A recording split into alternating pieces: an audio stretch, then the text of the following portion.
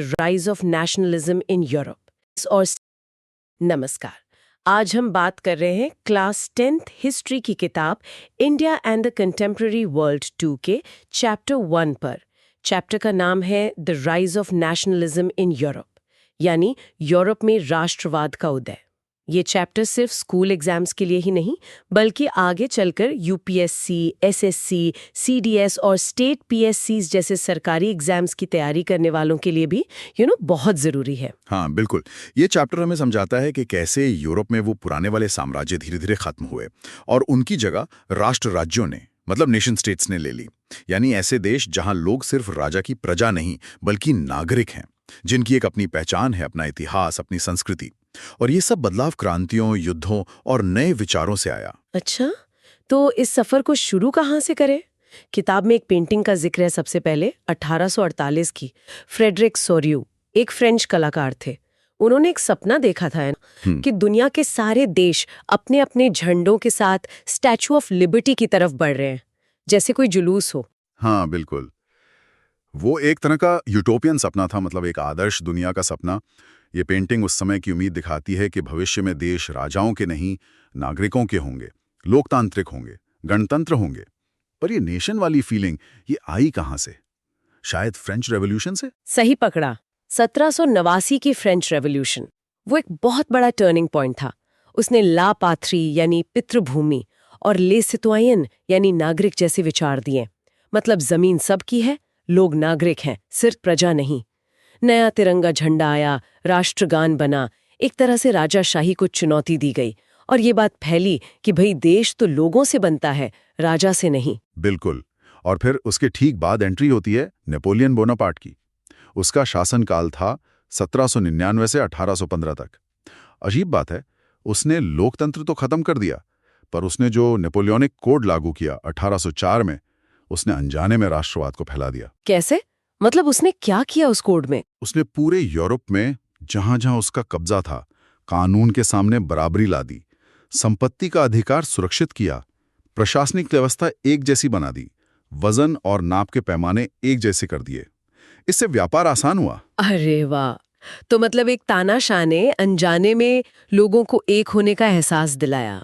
क्योंकि कानून एक जैसे हो गए थे। हाँ, कुछ हद तक कह सकते हैं। शुरुआत में तो कई जगह लोगों ने उसे मुक्तिदाता भी समझा, पर बाद में जब टैक्स बढ़ गए, सेंसरशिप लग गई, जबरन सेना में भर्ती होने लगी, तो लोग नाराज हो गए। फिर वो हार गया और 1815 में हुई कांग्रेस ऑफ वियना। हाँ, वियना कांग्रेस।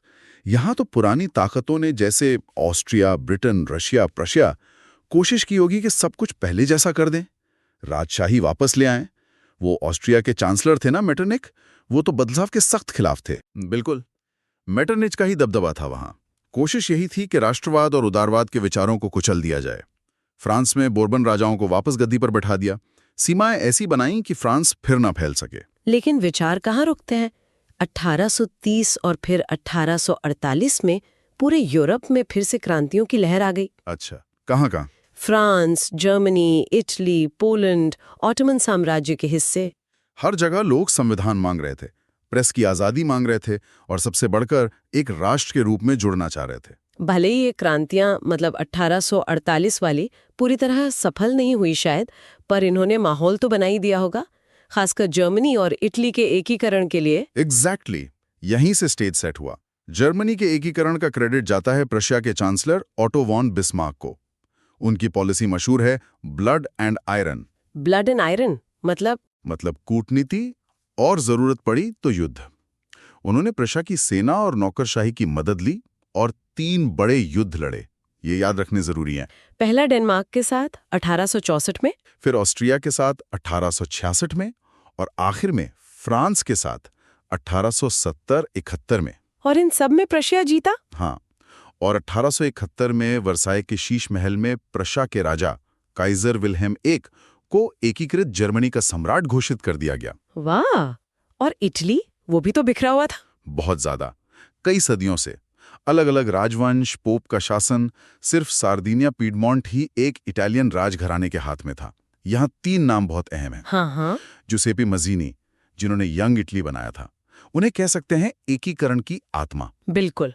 फिर काउंट कवॉर, जो सार्दिनिया पीडमोंट के प्रधानमंत्री थे, वो थे दिमाग, बहुत चतुर कूटनीतिज्ञ। और तीसरे जुसेपे गैरिबाल्डी, अपनी रेड शर्ट सेना के साथ, वो थे तलवार। क्या बात है, बिल्कुल सही। मेज़ीनी ने क्रांति की चिंगारी जलाई, कावूर ने फ्रांस के साथ मिलकर ऑस्ट्रिया को हराया 1859 में, और गैरिबाल्डी ने अपनी सेना लेकर दक्षिण इटली और सिसिली को जीतकर विक्टर इमैनुएल II को सौंप दिया। तो 1861 में विक्टर इमैनुएल II एकीकृत इटली के राजा बने और 1870 तक रोम भी शामिल हो गया और ये प्रक्रिया पूरी हुई। कमाल है, लेकिन क्या ये सब सिर्फ लड़ाई और पॉलिटिक्स से हुआ?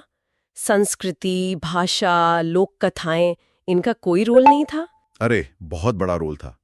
इसे रोमांटिक नेशनलिज्म कहते हैं। राष्ट्र का विचार सिर्फ इलाकों को जीतना नहीं था, बल्कि लोगों के दिलों में एक साझा पहचान बनाना था। इसमें भाषा ने मदद की, लोक कथाओं ने, जैसे जर्मनी में ग्रिम्स ब्रदर्स ने जो कहानियां इकट्ठी की, लोक नृत्यों ने, संगीत ने, जैसे पोलैंड में कारोल कुरपिंस्की के ओपेरा ने राष्ट्रीय संघर्ष को सेलिब्रेट किया। अच्छा, और वो तस्वीरों वाला मामला, जैसे भारत माता की तस्वीरें, वैसे ही वहां भी? हाँ बिल्कुल, राष्ट्र को एक मानवीय चेहरा दिया गया, जिसे एलेगरी कहते हैं। फ्रांस के लिए बनी मैरियन लाल टोपी, तिरंगा, जर्मनी के लिए बनी जमेनिया, जो बलूत के पत्तों का मुकुट पहनती है, क्योंकि जर्मन बलूत वीरता का प्रतीक है। ये तस्वीरें लोगों को एक आइडिया से, एक भावना से जोड़ने का तरीका थी। समझ गई। पर ये राष्ट्रवाद, जो शुरू में जोड़ने वाली ताकत थी, वो बाद में खतरनाक कैसे बन गया? चैप्टर के आखिर में इसका जिक्र है। हाँ, 19वीं सदी के अंत तक आते आते राष्ट्रवाद का रूप बदलने लगा। वो ज्यादा आक्रामक हो गया। अब हर राष्ट्र खुद को सर्वश्रेष्ठ समझने लगा और दूसरों से मुकाबला करने लगा। ये जुड़ गया साम्राज्यवाद से, यानी इंपीरियलिज्म से।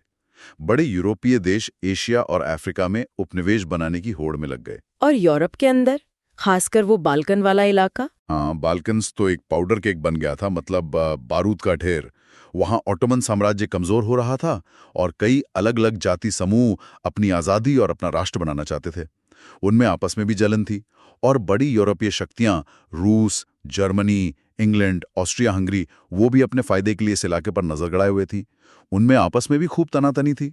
और इसी टेंशन का नतीजा था फिर फर्स्ट वर्ल्ड वॉर 1914 में। बिल्कुल, यहीं से वो चिंगारी भड़की। तो अगर हम इस पूरी कहानी को समेटें, तो मुख्य बातें क्या निकलती हैं जो स्टूडेंट्स को याद रखनी चाहिए? देखो, मुख्य बात यह है कि यूरोप में राष्ट्रवाद का उदय एक लंबी, जटिल प्रक्रिया थी।